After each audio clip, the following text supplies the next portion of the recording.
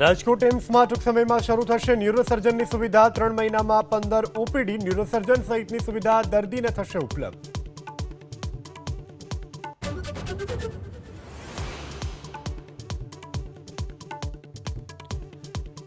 રાજ્યની સરકારી અને પ્રાથમિક શાળામાં વિદ્યાર્થીઓના પ્રવેશ ડેટાની એન્ટ્રી ફરજિયાત। સીટીએસ અને એસએસ પોર્ટલ ઉપર ખોટી વિગત આપનાર શાળા કે શિક્ષકની સામે થશે શિસ્તભંગની કાર્યવાહી। સુરતમાં મેટ્રોને લઈ અને કેન્દ્રીય મંત્રી સી.આર. પાટીલનું મોટું નિવેદન, કહ્યું કે 26 ડિસેમ્બર સુધીમાં સુરત શહેરને મળી જશે મેટ્રોની ભેટ। 26 ડિસેમ્બર સુધીમાં આ સુરતમાં મેટ્રો સ્ટાર્ટ થઈ જશે।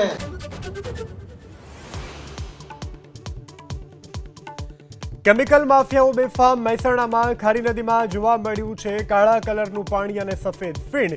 કેમિકલ માફિયાઓની સામે કાર્યવાહી ક્યારે, તેને લઈને ઉઠ્યા સવાલ।